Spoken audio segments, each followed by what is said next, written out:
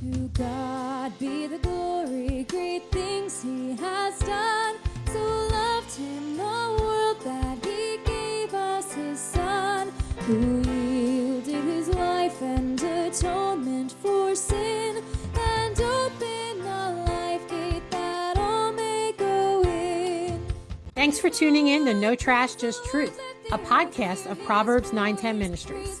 With your hosts, Chris Paxson and Rose Spiller.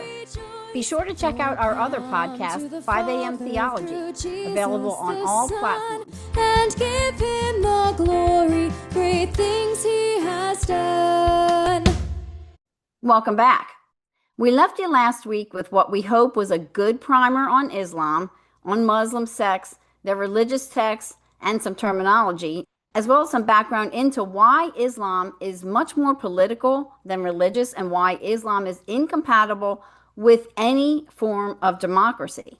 We ended the last episode telling you about Sharia, which just means Islamic law, and telling you a bit about how it affected people's lives in the past and how Sharia law is being used today, even right here in the United States.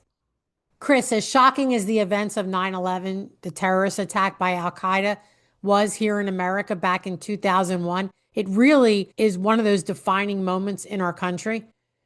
But it didn't take long till we started hearing the narrative, but Islam is a religion of peace, and it's just the radicals who do things like that and fly planes into buildings.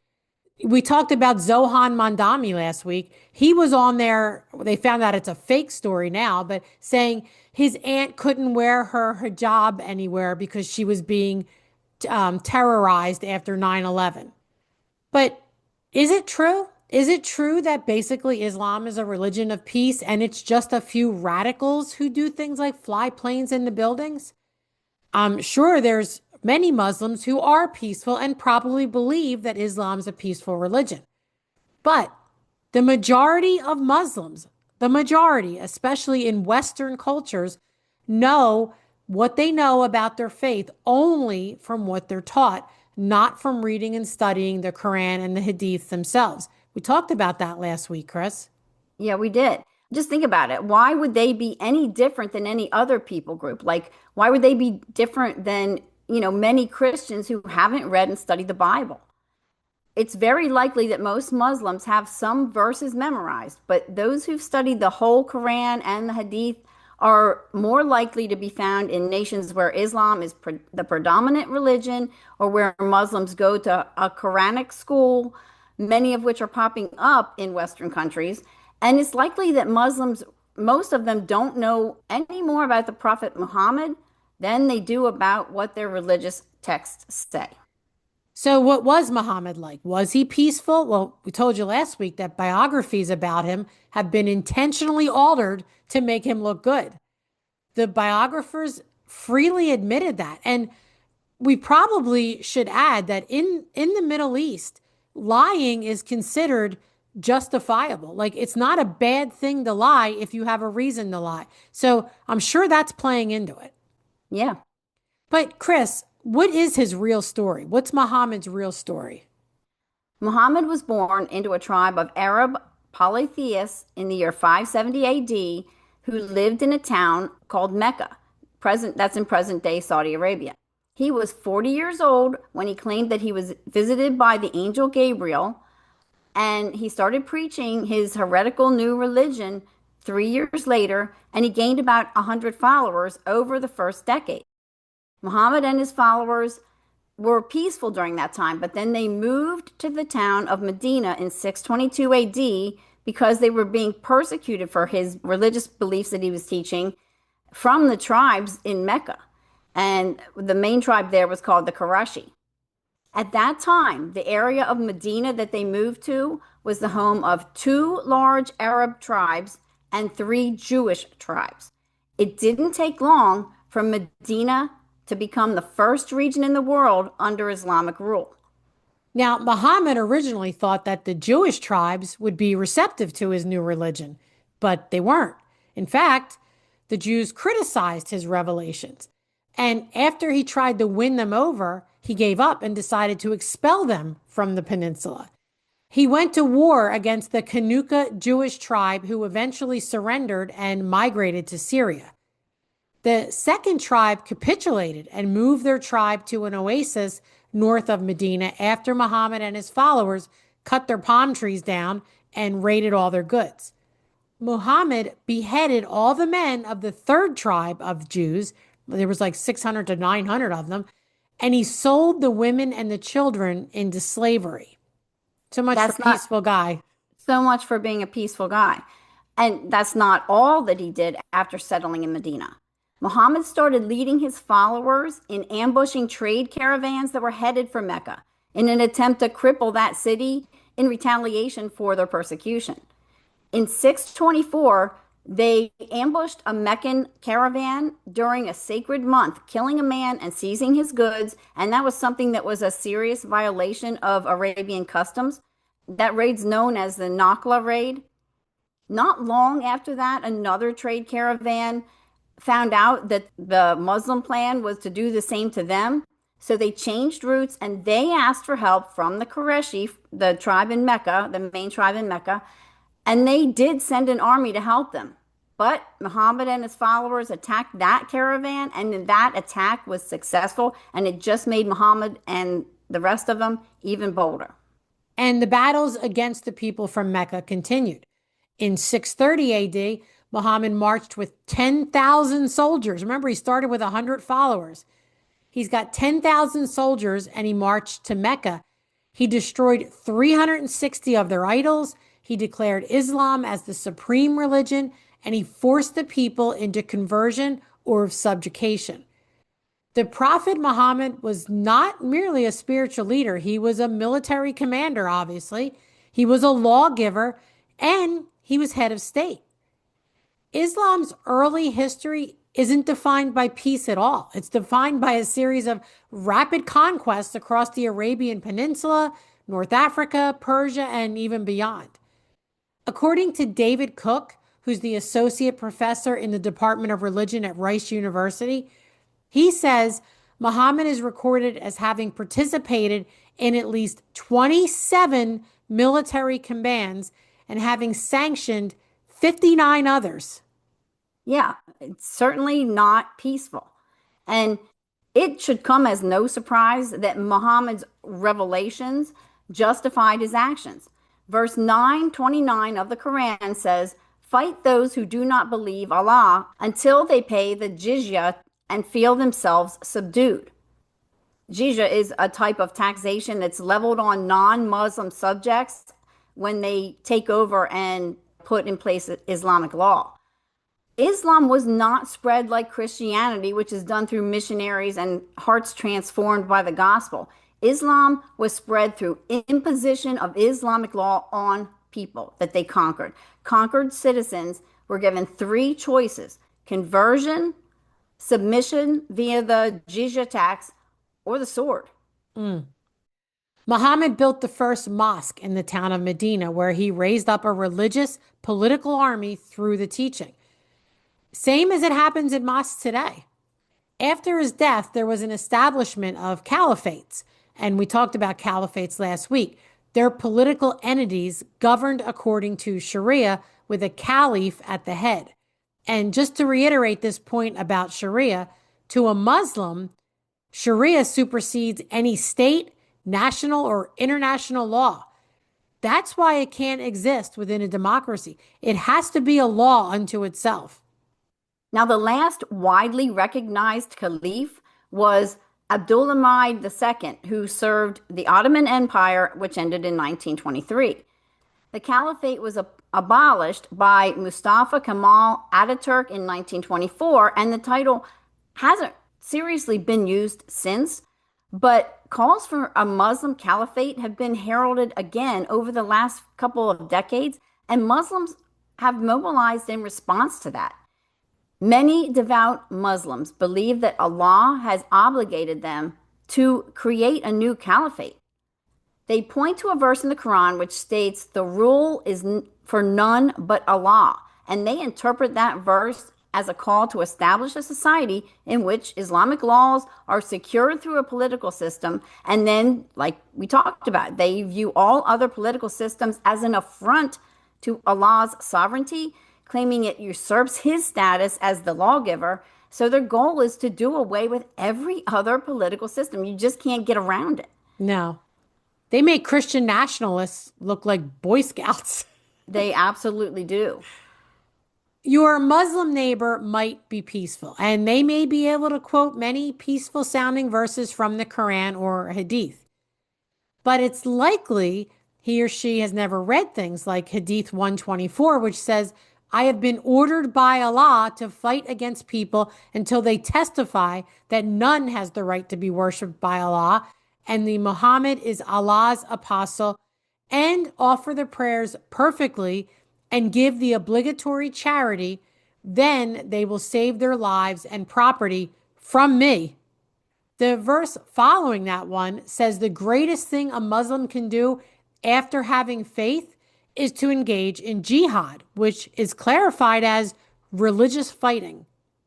And Chris, we talked about this before, but don't mistake jihad or religious fighting under Islam as the same as holy war in the Bible. It's not biblical holy war at all. Not one iota. Nothing like it. And not for the same purposes at all. No. Rose, one of the best books I've read, and I think you've read this book too, comes from a devout Muslim who became a Christian named Nabeel Quereshi. He passed away several years ago. I don't remember from what. He wrote 2 books. The first one was Seeking Allah, Finding Jesus, and that's the one I've read. And one I haven't read is called Answering Jihad. There's a video clip of an interview that he did, which is called Why I Stopped Believing Islam Was Peaceful. It's about 5 minutes long, and we're going to post the link in the show notes. It's worth watching the whole thing, but here's just a clip. Chapter 9 of the Quran is the last major chapter of the Quran to have been composed, and it is the most expansively violent. This is the one that starts off by saying this is a disavowal of all the treaties we have with polytheists. Chapter 9, verse 5, slay the infidels wherever you find them, lay siege to them, take them captive. Chapter 9, verse 29, fight the Jews and Christians until they pay you the poll tax and they feel subdued. Why? Chapter 9, verse 33, Islam has been made to prevail over every religion.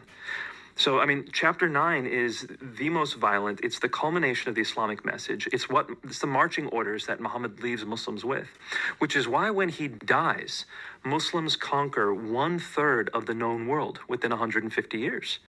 Yeah, I did read that book, and it is phenomenal. I mean, you read that and you're like, wow, here's a Muslim who did his homework on Christianity. We should all take Christianity that seriously and study it so hard. Yeah, it wasn't an easy decision. I mean, he struggled. Yeah, and he lost a lot of family, but yeah, couldn't recommend that book more.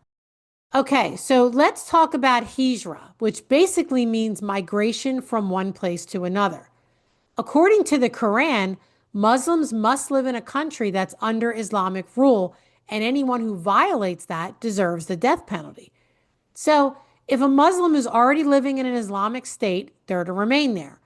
If a Muslim lives in a country that's ruled by infidels, he or she is to do what hijra means, and that's migrate to an Islamic country to guarantee that he or she won't assimilate to the infidels. Now, there's one exception, and that allows Muslims to stay or to migrate in a non-Muslim country if the Muslim makes every effort to convert an un-Islamic state into an Islamic state. Chris, we talked about the 100-year plan that we're about halfway through to convert Western society into Islamic states. Yes. I mean, historically, the hijra is the term that they used for Muhammad's move from Mecca to Medina, where, like we said, the first Islamic state was established. Muslims claim that Medina was conquered by hijra. And they also say that Mecca, the territory that Muhammad and his followers eventually went back and attacked and took over, was conquered by jihad, which is holy war. Islamic eschatology declares that hijra is the blessed act deliberately scheduled, decided, and executed by Allah for spreading his religion by means of expansion and occupation into infidels' territories. Today, Muslims are migrating to Western societies with the express purpose of expansion and occupation for the glory of Allah. And if you're thinking, well, didn't God do the same thing in the book of Joshua? Like we said, holy war is different than jihad. But understand that holy war in the Bible and the book of Joshua was about judgment on people. It was not about just conquering and converting innocent people who weren't under the judgment of God. Well, yeah, I mean, and God left his people in slavery for 300 to 400 years until the sins of those people that they were going to go in and conquer, which really was God fighting. He left his people in slavery till their sin reached a point where he was done with it. Right. So, yeah. And that's another good point, Chris. Biblical holy war, God does the fighting basically. As our professor used to say, the Israelites were the mop-up crew. I mean, they basically came in afterwards and cleaned up, but God did the fighting. In jihad, which is Islamic holy war, as they call it, the people are doing all the fighting for Allah. In biblical holy war, God does the fighting for his people. Big difference. Yeah, big difference. And, you see those miracles of God, using everything from making walls fall down after marching around them to having two groups of people turn on themselves and kill themselves, kill each other. So, And the totally sun different standing thing. still. Yeah, exactly. So totally different. Yeah. Now, Muslims, on the other hand, they migrate, then they consolidate in communities that are centered on a local mosque. The mosque is a crucial part of the process for taking over a nation. Muhammad built the very first mosque in Medina among a bunch of other religions. The mosque is the place Muhammad taught his religious doctrines. He preached resistance to anything anti-Islamic. He named his enemies and made calls for jihad against them.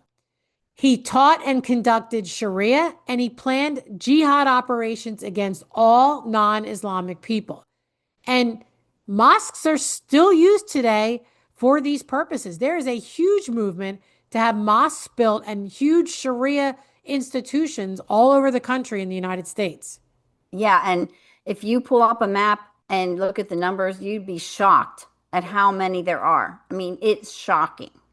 And like you said, when Muslims move into non-Islamic countries, they start their own schools where Muslim youth learn, among other things, the Arabic language.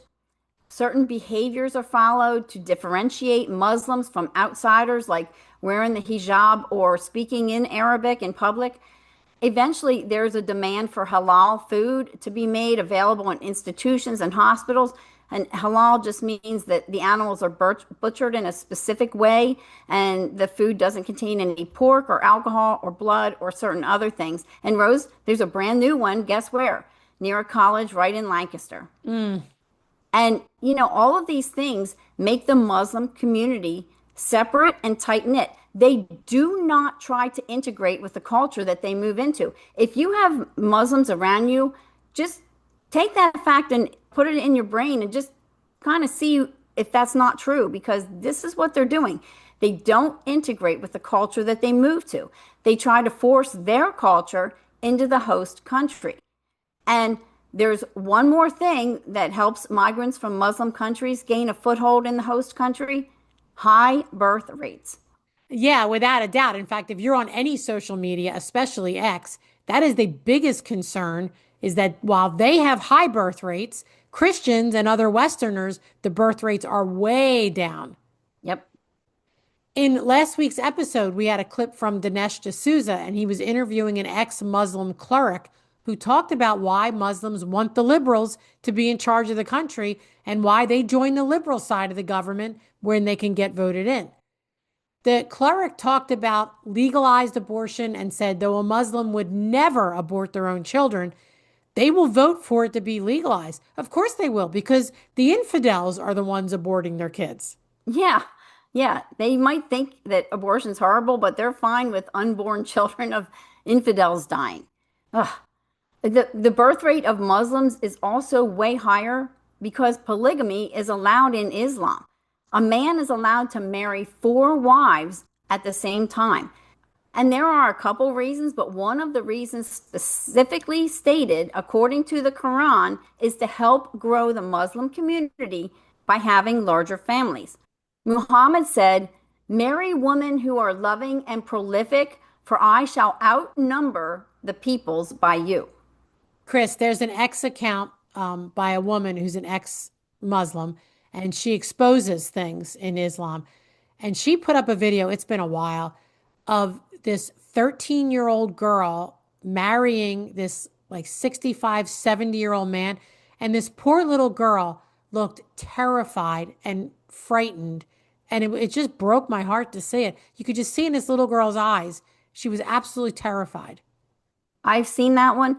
And I've seen something else recently where a woman is talking about how when a man marries four wives, they all go and get like apply for like welfare help because they're four different individuals. So it's like not just one big family, like they're getting so much money. And we're going to Yeah. talk about where some of that gets funneled to in a bit here. And that's exactly what the Mormons do. I mean, that's what all the polygamists do. You're an unmarried woman, you can get all the welfare stuff. Yeah. So all the point of this is that everything we've just said is a plan. Right. Yep. So Muslims migrate, they form a Muslim community centered around a mosque, they refuse to integrate into society, and they begin infiltrating institutions like government and universities to conquer the nation from within. Money flows in from Arab countries to make this happen. And eventually, expansion of the Muslim communities allows them to begin to merge to create larger, more powerful territorial areas. So we have to go here, Rose. You know, what's happening to the indigenous people of the host country while the Muslims are coming in and building their communities up? Well, you can sum it up in one word, and that's brainwashing. We're told it's a good thing because we're being inclusive. We're told that Islam's a peaceful religion, which we've just proven it's not. When people in the host country encounter problems eventually and start speaking up, they're called Islamophobes. Any action to suppress Muslim demands is deemed as religious discrimination, condemned as racism, and sometimes it ends up with rioting and violence. But the truth is, almost everything that Muslims do has some political motive at its core. Take, for instance, those Muslim street prayers that we see happening around the world in various cities. And we have a clip of one coming up that happened in New York recently. Those prayers done in the street that block the traffic and disrupt anything else going on in the area are actually political declarations of the supremacy that they believe they have over infidels. Those prayers have nothing to do with them practicing their religion. There are plenty of places for Muslims to pray. They do not need to do it in the street. That's a political move, and we should push our elected officials to ban it and to stop it. Absolutely. Absolutely. It is by far all political. And I Yep. like how the liberals will join in. They have no idea what they're doing. Nope. They just join in with the chaos because they love chaos. Yep. Dr. Joe Boot, who's a Reformed pastor and president and founder of the Ezra Institute, was interviewed on Cross Politic podcast a few weeks ago. Dr. Boot is from the UK, and that's a country where the Muslim takeover that we described has been happening for a quarter century. They are farther along than the United States is in the Muslim takeover. But here's some of what he said. He said when Muslims are in the lower percentage numbers, less than 1%, 2%, 3%, they tend to be quiet. They'll tend to stick together. They'll move into particular areas together. They do business together. They'll start gradually, slowly getting on school boards, getting involved in local politics. The real problem comes when they hit 6 or 7%, like we're at now in the UK, of the British population. Close to 7% of people in the UK are professing Islam.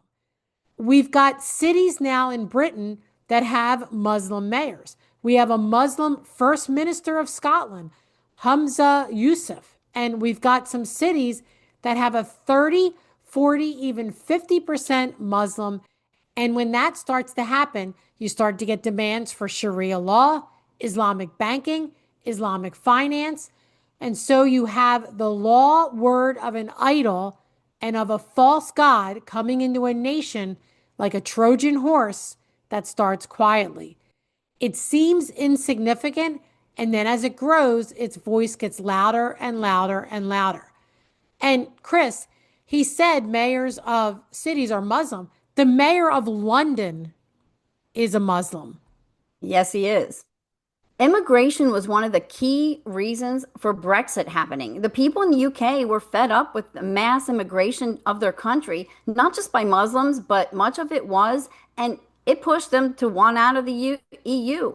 But they're not the only country in Europe suffering from a Muslim invasion. Since 1434, Germany has had season-long festivals throughout Advent called Christkindlmarket. Tens of millions of tourists traveled to Dresden, Munich, and other towns to view ornate nativity scenes and lights and eat special foods and shop. But some places in Europe, it isn't happening anymore. Yeah, this year, several of those Christmas markets were canceled in several cities because Islamic terrorism made it too dangerous and too costly to secure them. Since 2016, Germany has had 2 instances where terrorists drove into a Christmas market and killed and injured people. And they've thwarted 2 other Islamic terrorist attacks on these Christmas markets. And France has a similar story.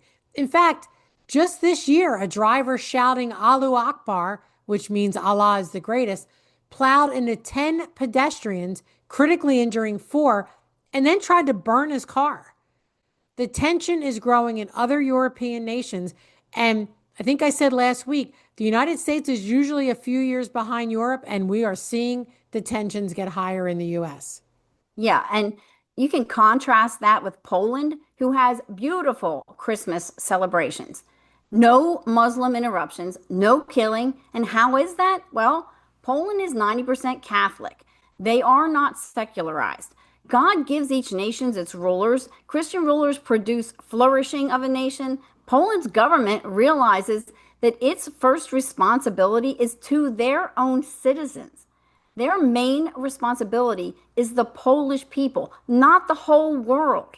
In the last 15 years, Poland went from being a country of emigration to immigration because it became one of Europe's top destinations for foreign workers.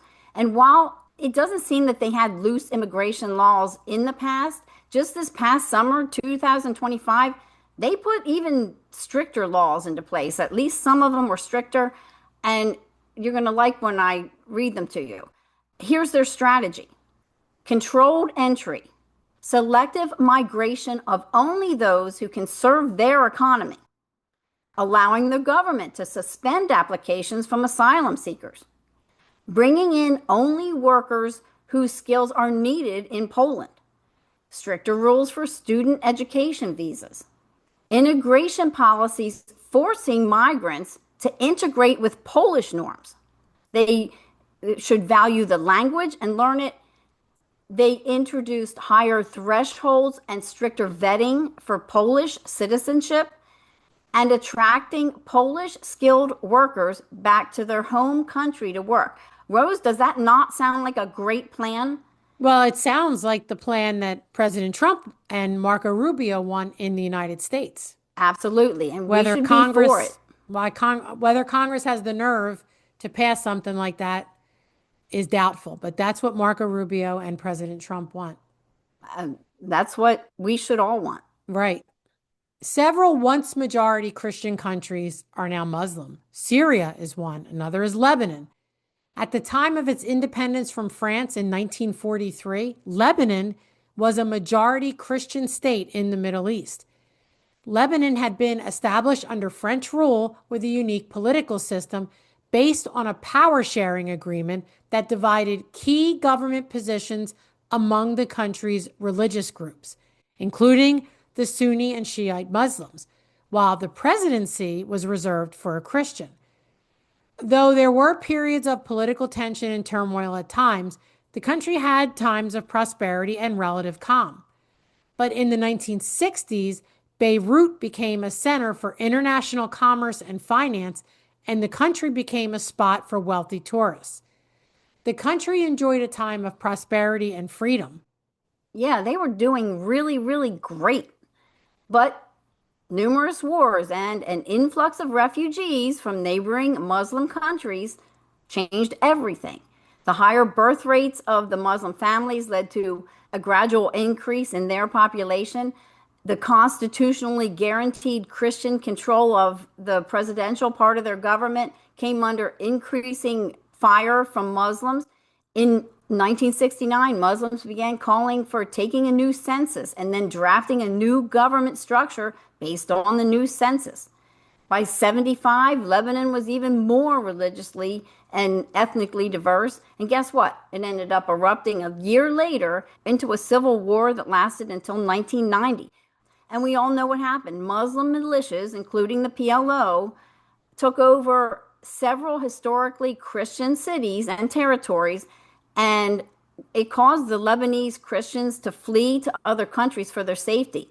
During that civil war, 150,000 people were killed, mostly Christians. And, that's just one example of how this flourishing country that was doing really well economically, it was like a great ocean beach town, it was wealthy people were traveling there, and then Muslims come in and guess what? Yep. Terrible. My cousin was a Marine and they were stationed in Beirut in the late 80s, early 90s. And it was to help the Christian government fight the Muslims. And he was one of those, maybe a lot of you will remember if you're our age, where they drove a truck into the Marine barracks and exploded it. My cousin was there. He was one of the ones killed.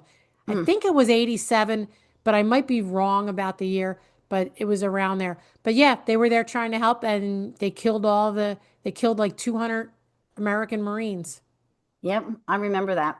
So could this happen in your country? Well, let's take a look at the United States, since that's what we know best.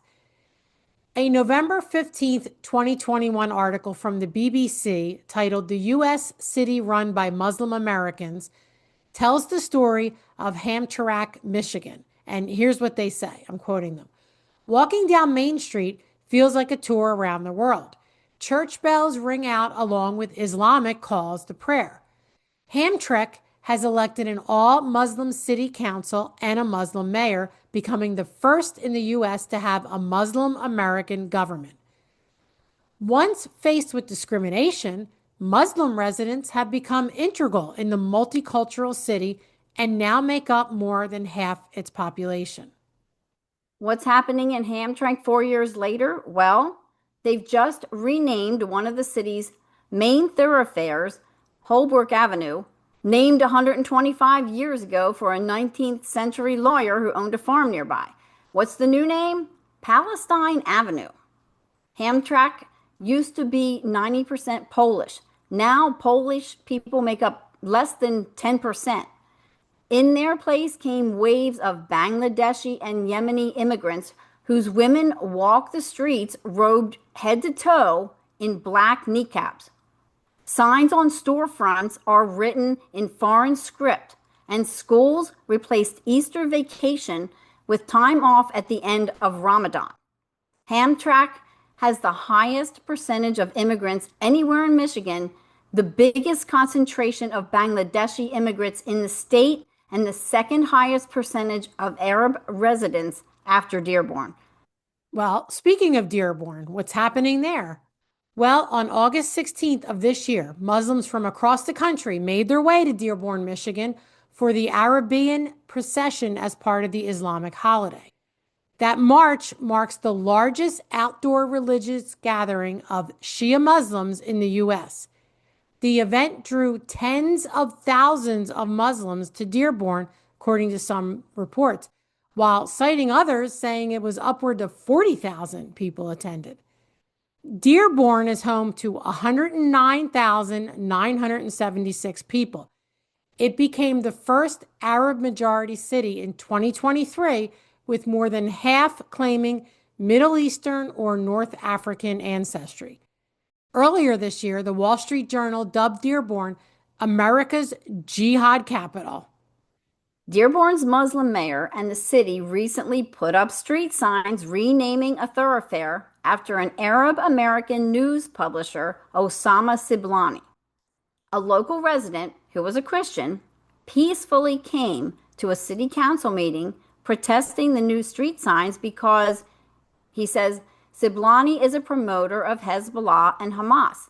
And the man had quotes from Siblani that proved that he was right. The answer the Muslim mayor gave that man at the city council meeting was shocking. And here's the clip. 2 intersections have been named after Mr. Osama Siblani. He's a promoter of Hezbollah and Hamas. I feel like having that sign up there, it's almost like having, naming a street Hezbollah Street or Hamas Street. I just feel it's quite inappropriate.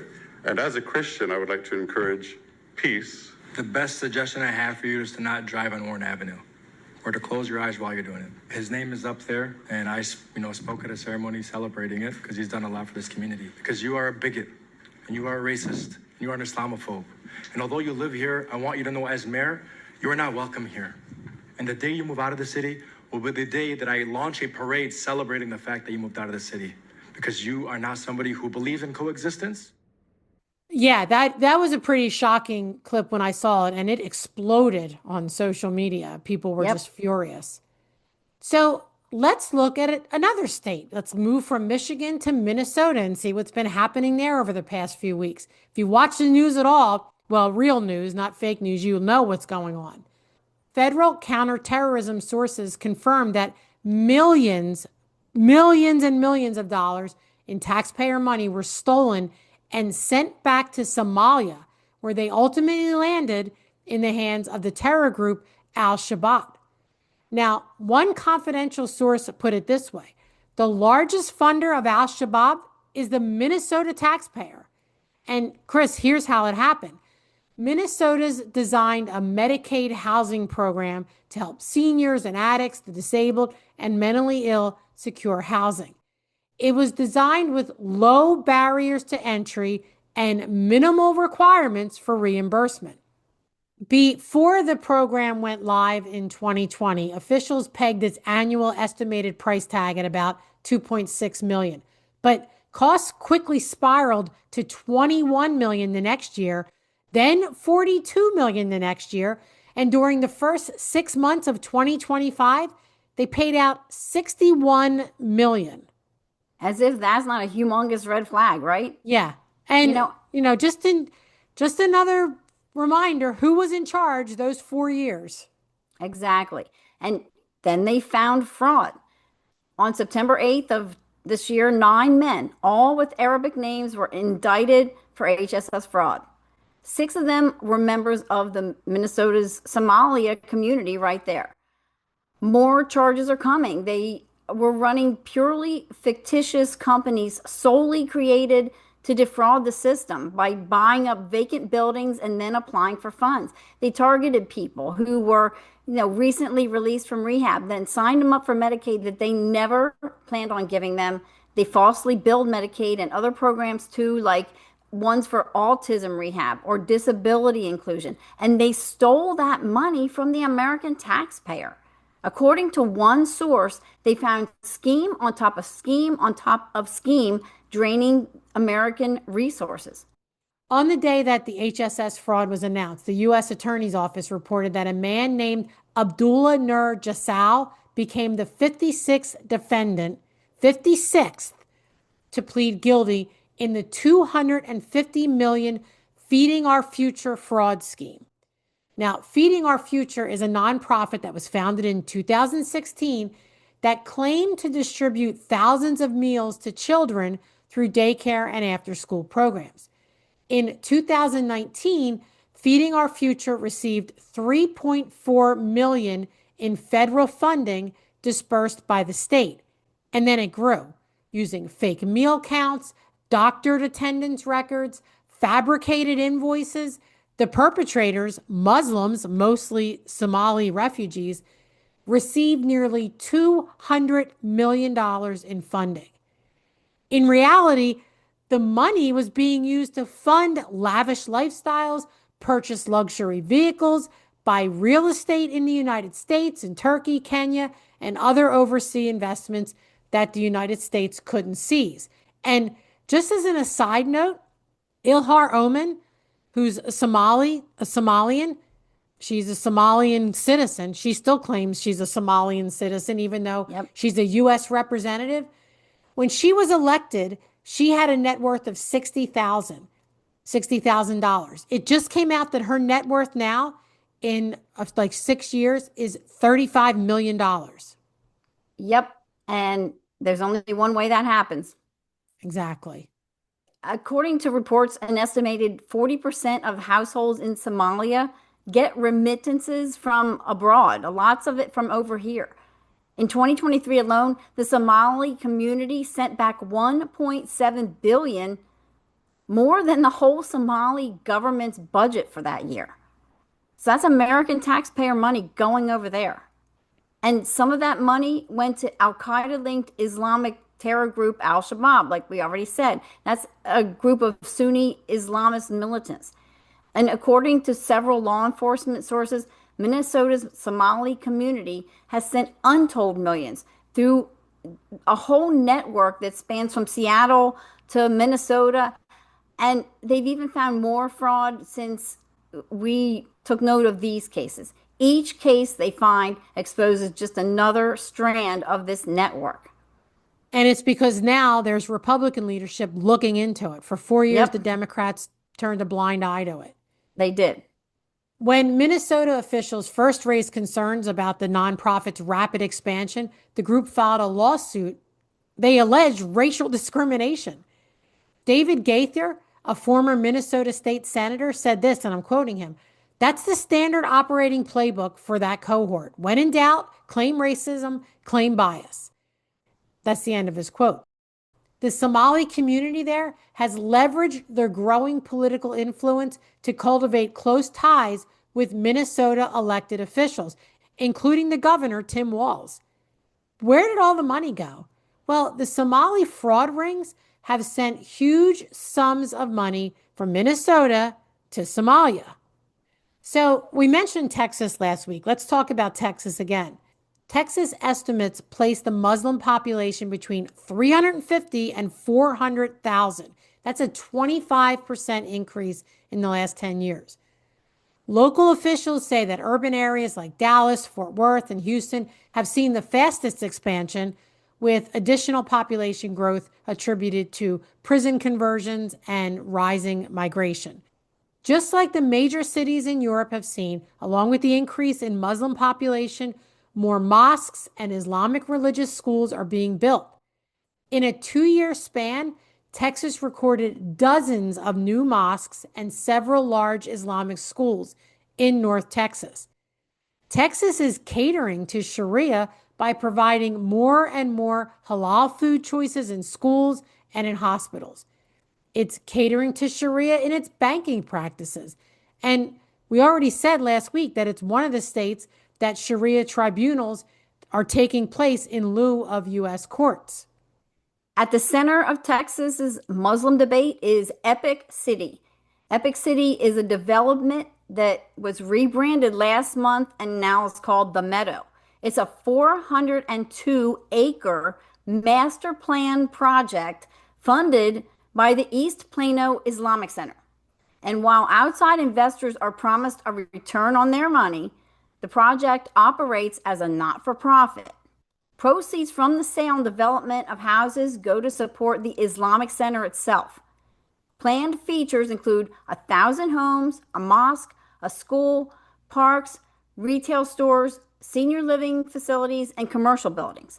Developers say the community is open to all buyers, but it was initially marketed heavily to Muslim investors. It's feared that the project is going to become an Islamic enclave. The Center for Renewing America published an article by Nathan Pinkoski in May of this year about the Epic thing that you talked about, Chris. And he called the article Primer, the Islamic Threat to American Communities. In it, he tells the story of George Washington questioning the Quakers in 1798 about their descent from military service, asking, "Are Quakers fulfilling their civic responsibilities?" He obviously felt that if you wanted to be part of this nation, it was logical to think that you should be required to be an asset to the nation. George Washington's final assessment was that the Quakers were an asset. Mr. Pinkoski uses Washington's logic to make a good point about religious freedoms that come with living in America. And I'm going to read his quote here. I thought it was really, really good. Washington's considered assessment of the Quakers is important because his analysis goes beyond simply stating that religious minorities have rights to worship how they see fit. Washington's premise is that while the constitutional order protects the exercise of religious freedom, it does not prevent examining whether some cultures, religious or otherwise, really do contribute to the American civil culture that underwrites the Constitution. The Constitution shields religious worship, but there must be an inherent and implicit understanding that it does not shield hostile and invasive ideologies that pervert civic responsibilities in a manner designed to destroy the very society necessary for our constitutional order to flourish. Ideologies that claim to replace the Constitution, including the civic culture and the civilization that sustains it, with something else, are not immune from governmental confrontation. For over 100 years, the danger of anarchists has prompted law enforcement to monitor and investigate anarchist networks, and the state has deported non-citizens associated with anarchism. The government has legitimate powers to minimize these threats. The Constitution is not a suicide pact. Very I thought well that was a said. great quote. Yeah, very well Yeah. said. Yep. It's not like we don't have anyone at all in our U.S. government trying to stand up against what's happening. Like we said, President Trump and Marco Rubio are leading the way. Yep. And there are people who are trying to have oversight of projects like EPIC or Feeding Our Future. But like former Minnesota State Senator Gaither said, every time anyone stands against Muslims in this country or tries to have control or oversight over what they're doing, the standard operating playbook comes out and they're called racist and they claim bias. CARE, which is the Council on American Islamic Relationships, is always carrying that. Governor Abbott of Texas just designated CARE a foreign terrorist organization. And I know he's been on the forefront, him and Ken Paxton, who's the Attorney General of Texas, to fight this Muslim community. They're trying to stop it and make it illegal. They are trying to stop it, and with good reason. So we keep asking, could Muslims take over your nation? Whatever country you're in, whatever country our listeners come from. Well, Tony Blair was Prime Minister of the UK for 10 years, and that 10 years spanned over the turn of this century. He wanted to socially engineer a multicultural country, kind of sounds like our Democrats that have been in charge, and he did do it by throwing open the borders to mass immigration. And Muslims went there, they built mosques, and they spread from city to city to city. Within 2 decades, Brits have realized they've lost their national identity, and many want their country back. There have been several anti-immigration protests. Dr. Joe Boot, who we quoted earlier, we'll quote him again. He says, Britain has got a reform UK movement with some strong evangelical Christians in senior positions within it. If there was an election next week, a general election, they, the Reform UK Party, would be swept to power. Those things were needed here 20 years ago. I think the lesson for America is looking at Europe, not forgetting that Britain is not in the worst of European nation positions. France and Germany are much worse. He goes on to say, the Socialist Party in power in Britain right now, the Labour Party, is cooking up in secret an Islamophobia definition to introduce by the back door, basically an Islamic blasphemy law, so that people like me, Christian apologists, can be hauled over the coals for blaspheming against Islam. I've seen people being arrested in the UK for posting something. Somebody posted that the immigrants are raping the British citizens and robbing them and committing crimes. They were arrested for a hate crime because they posted that. Dr. Boot has talked about that too. You can't say anything without risking over there, without risking being arrested. I think that there are probably people that are working on something like that here. If it's happening other places in the world, it's likely that somebody behind the scenes is trying to get the same thing to happen here. And it's not good. So the main question is, what can and should a Christian do to stand against this evil cult, and it is a cult, that's taken over several countries and seems to be on the verge of taking more? Well, part of our warfare is to fight against them practically and politically. Stay educated about what's happening in your country, your city, or your local town. Press your government to put strong immigration laws in place and to oust illegals from your country. Push your government leaders to have strict oversight of government programs. Demand it. Educate the people around you, especially around election time. No matter how big or how small the election is, it doesn't matter if it's electing a president or a school board member. If you don't want Islam to influence your children or take over your country, then don't let Muslims have any political power whatsoever. Like none, zero, in any level of anything. Yep. And don't let yourself be brainwashed by the left's propaganda. None of what I just said is racist. And none of what I just said is unchristian. That's right. Islam is a cult. And there's nothing wrong with the nation enforcing its laws for the good of the nation's people, not the whole world. That's right. There's a group of Muslims who've infiltrated the U.S. government. And now some are trying to pass a law that you must be U.S. born. You can't be an immigrant who's become a citizen and serve in the Congress. I don't think there's anything wrong with that. Nothing at all. The other part of our warfare, Chris, is spiritual. Swiss reformer Ulrich Zwingli's successor, Heinrich Bullinger, he observed that Islam historically rises in those places where Christianity has severely denigrated from biblical norms.